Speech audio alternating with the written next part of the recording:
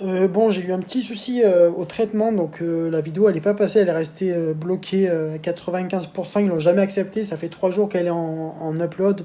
Donc ce que j'ai fait, je pense que le fichier doit être trop long par rapport trop gros par rapport comme la vidéo est assez longue. Du coup, ce que j'ai fait, c'est que je vais la couper en deux. Je vais mettre la partie 2019 direct là, et juste 5 minutes après, je publie la partie 2 pour 2020. Voilà, je vais séparer les deux. Comme ça fera deux vidéos de 12 minutes, un truc comme ça. Parce que là, elle dure 25 minutes, mais elle a pas été prise. Donc je vais pas m'emmerder à attendre 2 ans. Comme ça fait déjà 3 jours. Voilà. Je la coupe comme ça. Je préfère prévenir en vidéo. Et puis voilà. Il y a un truc que je comprends pas. Non mais réellement, les expressions. Si on parle des expressions françaises en soi, on est d'accord que la phrase en elle-même qui signifie l'expression, c'est un truc qui ne veut rien dire. C'est un truc qui n'est pas possible en vrai. Et là, j'ai eu une idée. Smart Guy, c'est sorti comme ça. Je me suis dit, imaginons, on fait un truc, toutes les expressions ou tous les faits, tu vois, des trucs, des images d'un truc qu'on a, qui est classique, on se dit, ça arrive tout le temps, on l'a déjà vu et tout, mais qui ne sont en fait jamais arrivés, mais venez, on le fait réellement. Parce qu'on est d'accord que, genre, je sais pas, prendre ses jambes à son cou. On est d'accord que le gars ne prend pas réellement ses jambes et les met à son cou. Donc je me suis dit, imagine, vas-y, viens, on le fait en vrai, mais genre, réellement, on fait ce que veut dire l'expression. Et du coup, aujourd'hui, ce qu'on va faire, on va en faire une en premier. Et je me suis dit, genre, le fait de marcher sur une peau de banane. On est d'accord qu'on a tous déjà vu ou imaginé quelqu'un marcher sur une peau de banane. Mais sérieusement, dans la vraie vie, vous avez déjà vu quelqu'un marcher sur une peau de banane comme ça? Genre, normal, il se promène, il glisse comme ça? Non, mais c'est jamais. À part dans Mario Kart, on ne glisse pas sur une peau de banane. Donc, aujourd'hui, exclusivement pour vous, rien que pour vous, je vais marcher sur une peau de banane. Mais non. Donc là, en fait, vous vous promenez, donc normalement, on est d'accord, vous vous promenez normalement parce que quand on marche sur une banane, on est censé ne pas le voir. Quand on marche sur une peau de banane, ce n'est pas censé être prévu sur le truc, quoi. Vous n'êtes pas au courant, vous ne voyez pas la chute terrible que procure cette glissade arrivée. Donc là, vous marchez normalement, et là, tout d'un coup, donc la banane qui est là, elle apparaît, la banane sauvage apparaît, hop, sur le champ de votre marchade, vous vous promenade, et la banane se trouvade sur le chemin.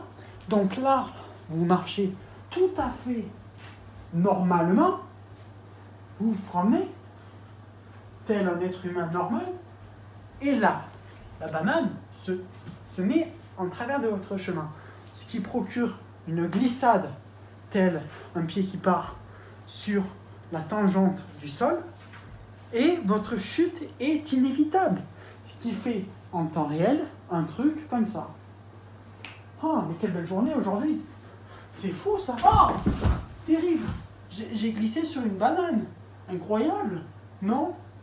Quelle année on a eu quand même? Quelle année 2019 de tennis? Franchement, entre la finale de Wimbledon et quelques surprises qu'on a pu avoir, notamment sur le tournoi féminin.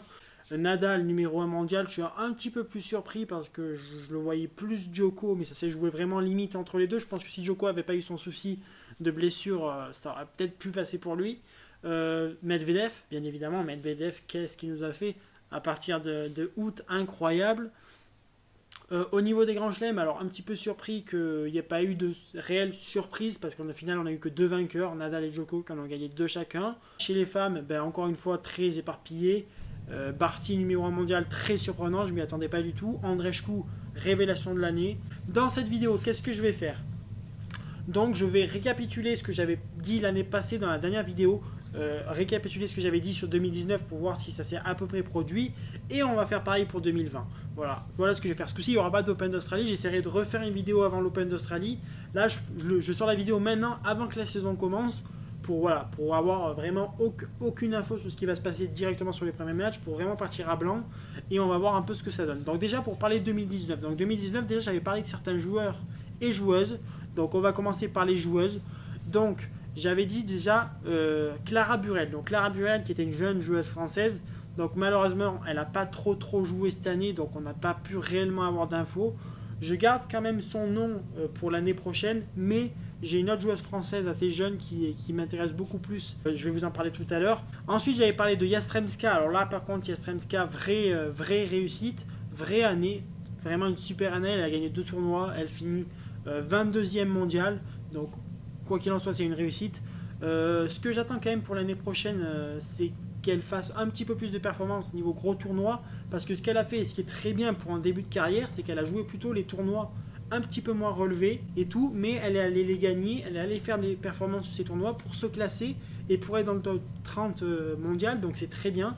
Maintenant, ce qu'il faut, c'est qu'elle passe un petit cap, mais c'est très bien ce qu'elle a fait.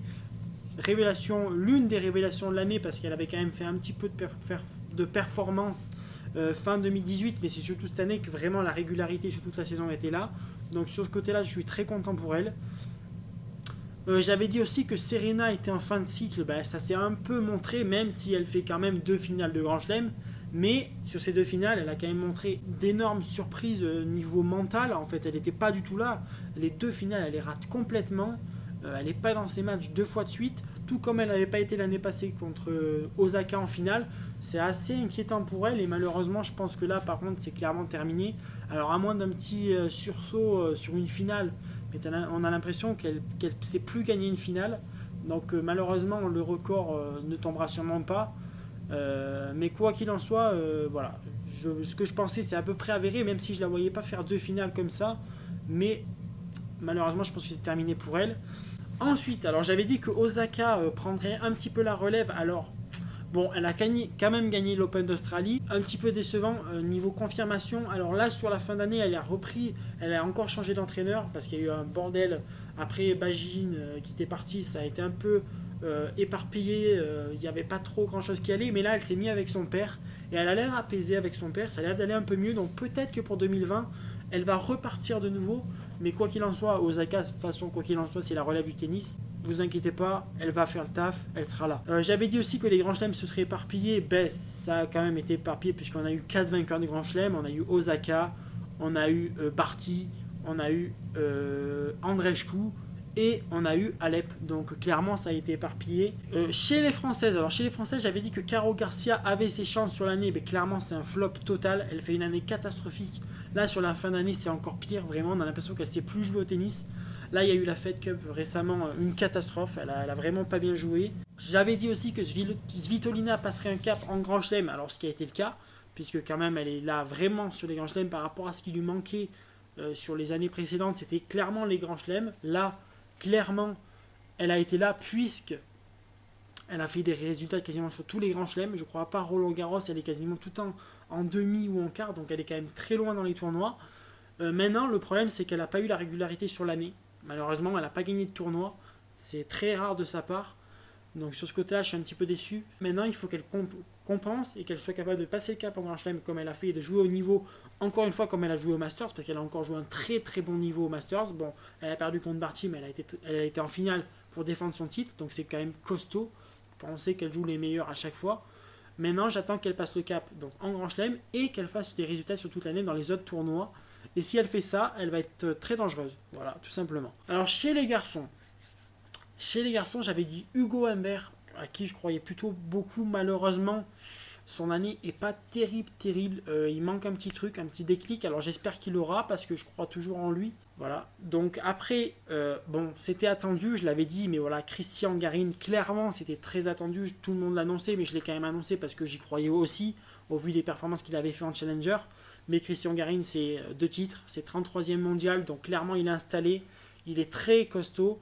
Le petit X, c'est peut-être un petit peu comme Dominor, les deux que j'avais annoncé, on va parler de Dominor juste après, c'est qu'il manque peut-être quelque chose, un coup spécial, un truc spécial pour qu'il vraiment prenne le dessus. Mais sinon, il défend très bien, il est bon sur terre battue, il est très bon sur terre battue.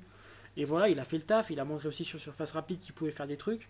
Donc très conscient pour Garin, j'attends qu'il passe un petit peu plus le cap niveau tournoi important. Voilà, maintenant qu'il va être bien classé, qu'il va être stabilisé dans un top 30, parce que là la 33e, mais top 30 ça va être sous peu très régulier.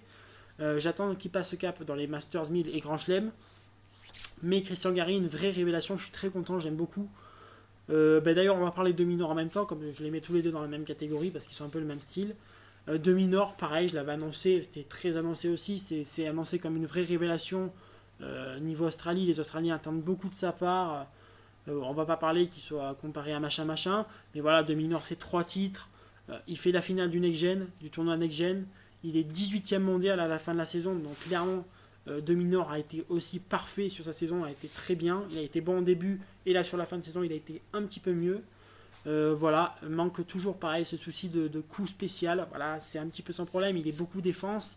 Le service c'est très très limité. Même si Dominor a cette qualité défensive, il lui manque peut-être un truc qui fait mal à l'adversaire. Voilà, un truc qui fait mal, qui peut dans les moments durs lui mettre bien. Voilà, comme un Medvedev peut avoir son service. Ensuite, j'avais parlé de Nico Jarry niveau Chili. Alors Nico Jarry, un petit peu déçu de son année. Voilà, Nico Jarry n'a pas fait grand chose. Je ne peux pas vous en parler pendant 2 ans. C'est un peu comme Hugo Humbert, voilà, un peu dans le même genre. Mackenzie McDonald, pareil, un petit peu limité. Bon, il y a eu quelques trucs, mais ça n'a pas été foufou. Donc, dans le même type, on va pas en parler 2 heures. De toute façon, je vous l'avais dit dans la vidéo que tout le monde ne pourrait pas marcher. C'était impossible. Je vais vous citer des noms comme ça. J'avais dit qu'il y aurait des changements dans le tournoi. Donc, malheureusement, c'est pas arrivé. Il y a eu quelques trucs, notamment Medvedev qui était à 2 doigts de le faire. Franchement, incroyable, Dani Medvedev contre Rafa Nadal en finale de l'US Open. Quelle finale aussi. Franchement, entre l'US Open et Wimbledon, les finales incroyables. Hein, vraiment. Voilà, il y a eu quelques trucs, quelques petits bouleversements. Dominic Thiem qui prend un set à Nadal à Roland. On est proche, mais voilà, ils sont encore là, ils sont encore là. Roger, bon, c'est un peu plus en retrait pour les grands chelems notamment. Hein. Je parle toujours des grands chelems parce que c'est quand même le must niveau du tennis. Mais même au classement, on a Medvedev qui commence à arriver, qui pousse. On a Thiem, on a Tsitsipas, ils sont là, ils sont installés. Voilà, donc il n'y a pas trop à s'inquiéter, ça va arriver, c'est obligé. Voilà, on sent déjà que Roger est un peu plus en retrait par rapport à tout ça. Voilà, peut-être que Novak et Rafa, ça va commencer aussi à réduire, mais les deux sont encore là et ils peuvent l'être encore un petit moment parce que c'est des monstres, voilà, tout simplement. Donc pour les changements, il faudra attendre. Ensuite, j'avais dit que Murray reviendrait au top et qu'il gagnerait Wimbledon. Bon, on en est quand même loin pour Wimbledon. Le fait qu'il revienne au top, il est revenu. Alors ça a été compliqué au tout début. Maintenant, il commence à être pas mal. Il commence. Donc on va espérer que pour 2020, ça se lance pour lui. Voilà, on sait que la hanche, beaucoup, c'est quasiment impossible à s'en remettre. Mais bon, il a joué des matchs plutôt intéressants sur la fin d'année. Donc pourquoi pas. Et numéro 1 mondial, j'avais dit Djoko. Bon, c'est Nadal, ça s'est pas joué à grand chose. Pas comme chez les filles. Voilà, chez les filles, un peu plus surprenant de voir Barty. Mais chez les hommes, bon, voilà, Djoko Nadal, c'était sûrement un des deux, on le savait déjà.